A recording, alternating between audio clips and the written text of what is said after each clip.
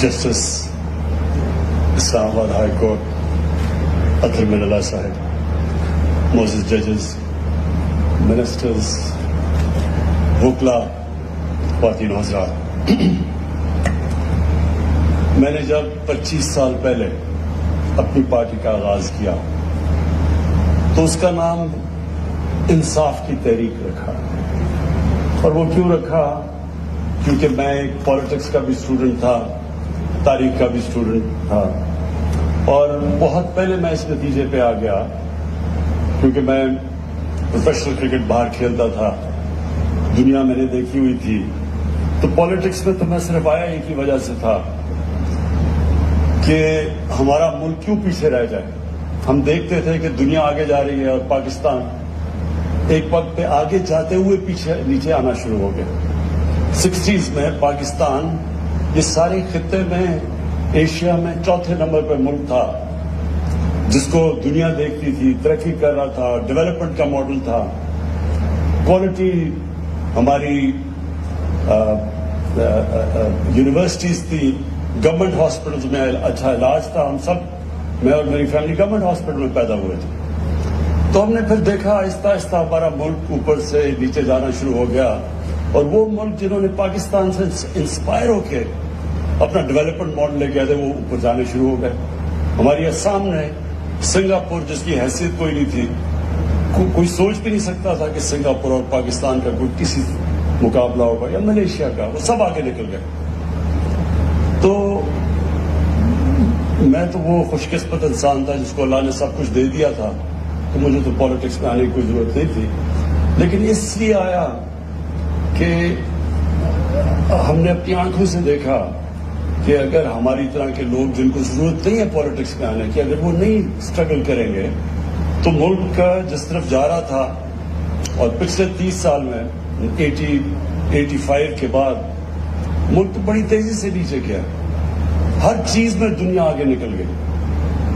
بنگلہ دیش جب بنا تھا تو مجھے بھی یاد ہے کہ لوگ ڈرائنگ روم میں کہتے تھے کہ جی بڑا بنگلہ دیش کا بوجھ پڑا ہوا ہے ویسٹ پاکستان پہ، علیحدہ ہوگا تو ہم تیزی سے آگے بڑھیں گے۔ بنگلہ دیش بھی آگے نکل گیا۔ ہندوستان، جس کو ہندو ریٹ آف گروتھ کہتے تھے 80s کے اندر، وہ آگے نکل گیا۔ میں کرکٹ کھیل کے ہندوستان سے جب پاکستان آتا تھا تو لگتا تھا کہ غریب ملک سے امیر ترین ملک میں آ گئے۔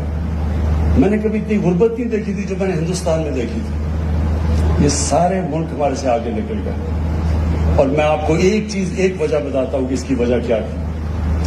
اگر آپ باقی سارے سمپٹمز ہیں ایک چیز کی نہ ہونے کی وجہ سے، رول آف لا، جو بھی قوم آگے بڑھتی ہے ادھر قانون کی حکمرانی ہوتی ہے۔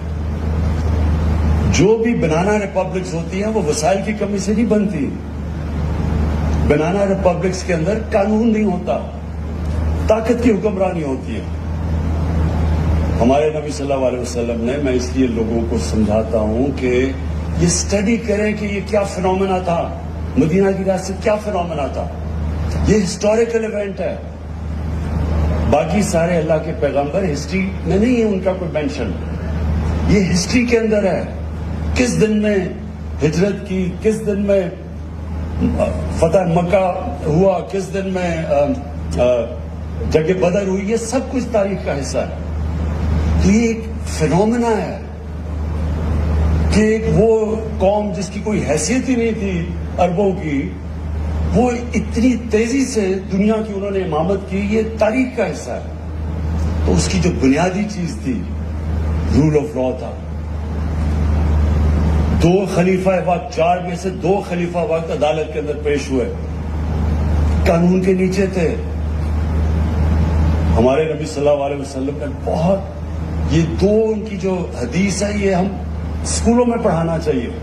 انہوں نے کہا تمہارے سے پہلے بڑی قومیں تباہ ہوئی، جدھر طاقتور کے لیے قانون اور کمزور کے لیے دوسرا، یعنی جدھر طاقت کی حکمرانی ہے۔ اور پھر انہوں نے کہا کہ میری بیٹی بھی جرم کرے گی تو اس کو سزا ملے گی، کوئی قانون سے اوپر نہیں ہے۔ یہ ہے پاکستان کا المیہ۔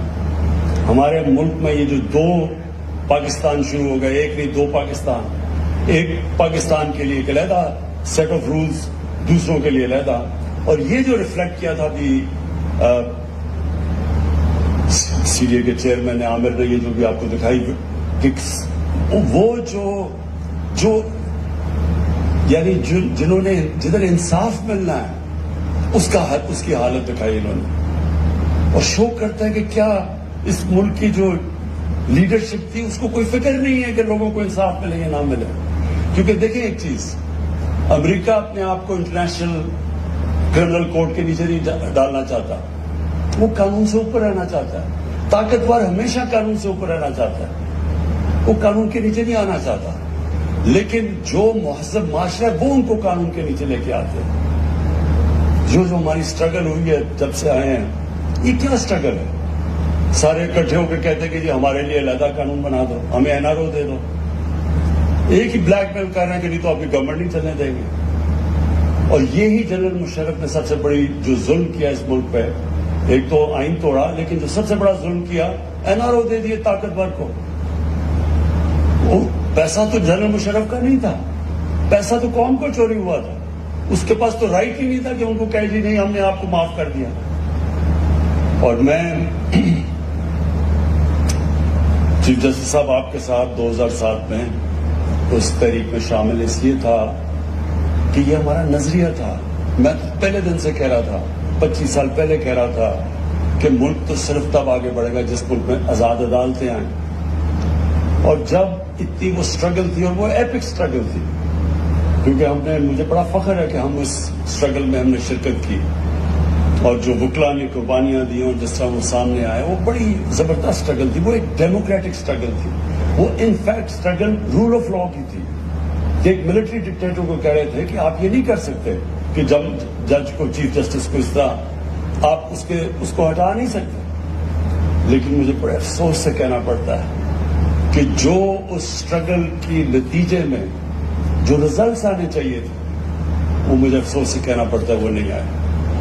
اور وہ ایک اور کہانی ہے کہ وہ جدھر وہ اس سے جانا چاہیے تھا وہ نہیں گئی. لیکن جو رول آف لا, جو قانون کی, جو انصاف کی اسٹرگل ہے, وہ ایک آن گوئنگ اسٹرگل ہے. وہ مسلسل ایک معاشرہ اس کی اسٹرگل کرتا ہے. اور یہی جو معاشرہ یہ اسٹیبلش کر لیتا ہے قانون کی بالادستی, وہی معاشرہ خوشحال ہوتا ہے.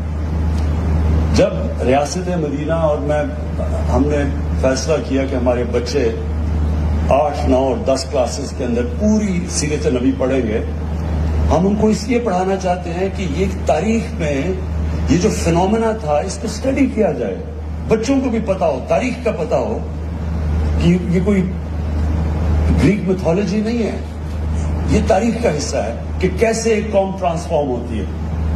وہ کیا کیریکٹر تھا جو انسانوں کے کیریکٹر بدل دیا انہوں نے, اور پھر وہ کیا پرنسپلز کے اوپر وہ قوم کھڑی ہوئی تھی. اور اگر آپ وہ پرنسپل اسٹڈی کر لیں, جو بھی آج دنیا میں خوشحال معاشرہ ہے وہ ان پرنسپلز پہ کھڑا ہے. خوشحالی آ ہی نہیں سکتی جب تک آپ میں رول آف لا نہ ہو. پاکستان کا سب سے بڑا اثاثہ آج اوورسیز پاکستانی. ہم ریئلائز نہیں کرتے.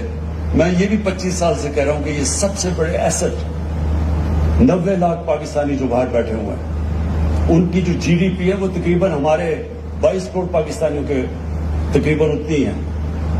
ان کے جو ڈالرز ہیں ان کو پاکستان کی ضرورت ہے. یہ پوچھے وہ کیوں نہیں آتے پاکستان میں ڈالرز؟ وہ بیچارے ایک پلاٹ لیتے ہیں, جا کے پیسہ کماتے ہیں, پلاٹ لیتے ہیں, 1-2 سال کے بعد واپس آتے ہیں, اس کے اوپر قبضہ ہو جاتا ہے. اور قبضہ کیوں یا قبضہ گروپ فلرش کر رہے ہیں؟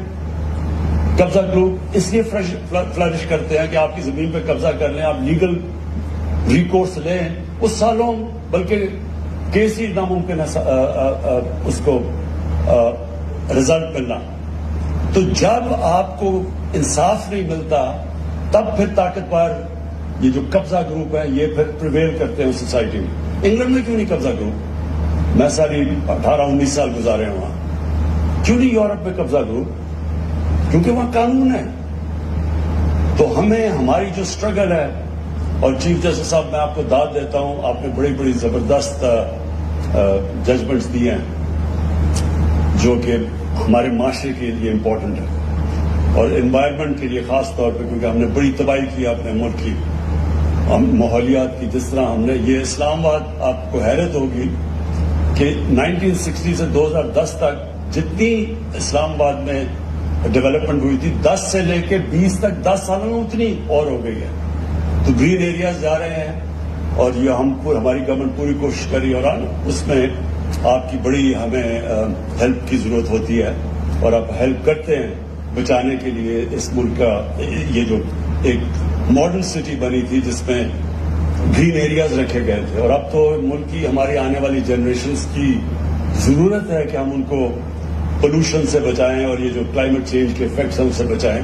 تو اس میں یہ تو اب نیشنل نیسیسٹی بن گئی ہے کہ ہم اپنے ملک کو ہرا رکھیں، اپنی انوائرمنٹ کو بچائیں، اپنے دریا پانی کو، ہوا کو صاف رکھیں.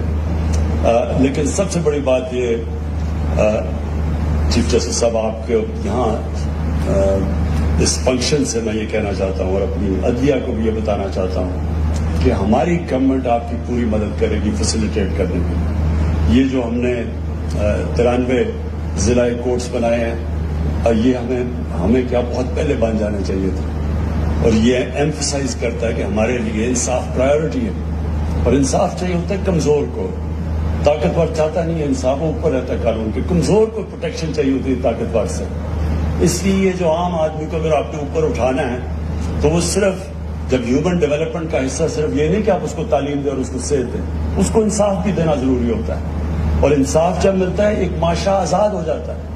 اور جو ریاست مدینہ میں سب سے خوشحالی پہلے نہیں آئی تھی، پہلے انصاف آیا تھا، پھر خوشحالی آئی تھی. جو ملک میں ڈیولپمنٹ اور جو انویسٹمنٹ آتی ہے وہ تب آتی ہے جب آپ کا جسٹس سسٹم پروٹیکشن دیتا ہے، کانٹریکٹ انفورسمنٹ ہوتی ہے. جدھر اوورسیز پاکستانی جو ہے ان کا سب سے بڑا مسئلہ یہ ہے کہ وہ اگر پلاٹ کے اوپر ان کو کانفیڈنس نہیں ہے کہ ایک سمپل سی پلاٹ بھی ہم لے لیں تو وہ بچ جائے گا، تو وہ انویسٹمنٹ کیسے کریں گے، وہ فیکٹریاں کیوں لگائیں گے. تو ہمارے راستے میں یہ بہت بڑی رکاوٹ ہے. اور اس لیے آپ ہمارے سے پاکستان کی عدلیہ کو میں نے کہنا چاہتا ہوں کہ ہم انشاءاللہ پوری طرح آپ کے لیے ہر قسم کی فیسیلیٹیشن کریں گے. یہ ایک اسلام آباد میں بھی پہلا سٹیپ ہے، لیکن اور بھی جب بھی آپ کو گورنمنٹ کی ضرورت پڑے، ہم اس کو یہ نہیں سمجھتے کہ یہ کوئی ہمارا پہلے باقی پیسہ خرچ کریں اور پھر اینڈ میں جو پیسہ بچے وہ جسٹس سسٹم کو دیں. ہم سمجھتے ہیں یہ پرائیورٹی ہے، اس کی وجہ سے پیسہ آتا ہے. جب آپ کے ملک میں انصاف ہوتا ہے تو انویسٹمنٹ اور خوشحالی آتی ہے. تو اس لیے مجھے آج بڑی خوشی ہے. یہ میں سی ڈی اے چیئرمین کو، آپ کو اور ایف ڈبلیو او کو خاص طور پہ میں اس لیے اپریشیٹ کرنا چاہتا ہوں کہ پہلے تو 6.5 ارب سے آپ نے اس کو نیچے لے آئے ہیں تقریباً 1.5 ارب پہ. یہ بہت بڑی اچیومنٹ ہے. نارملی تو 1 ارب سے شروع ہوتا ہے تو 6 ارب تک پہنچتا ہے. یہ ایک تو اس کے لیے آپ دونوں کو کہنا چاہتا ہوں. اور سیکنڈلی جو 6 مہینے کا آپ نے ٹائم فریم دیا، یہ بھی انشاءاللہ ہم آپ دیکھیں گے کہ آپ نے 6 مہینے میں ایف ڈبلیو اور آپ نے اس کو کمپلیٹ کرنا ہے. بہت بہت شکریہ.